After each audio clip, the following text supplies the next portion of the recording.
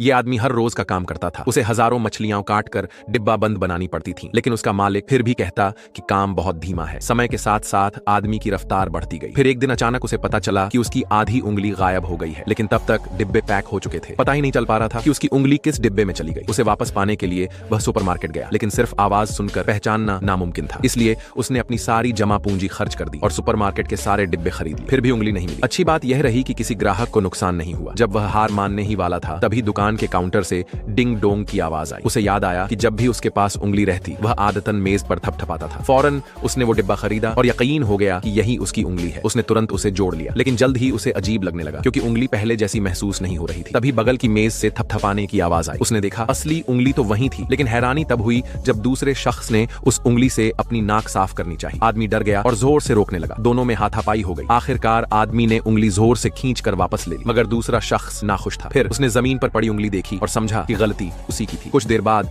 दोनों को सच्चाई समझ में आ गई और दोनों ने मुस्कुराते हुए एक दूसरे को देखा। आखिरकार उन्होंने ठान लिया, अब कभी मछली नहीं काटेंगे, नया काम करेंगे और नई जिंदगी शुरू करेंगे। अगर आपके साथ ऐसा होता तो आप क्या करते, हमें कमेंट में जरूर बताएं। और वीडियो पसंद आई हो तो एक लाइक जरूर करें।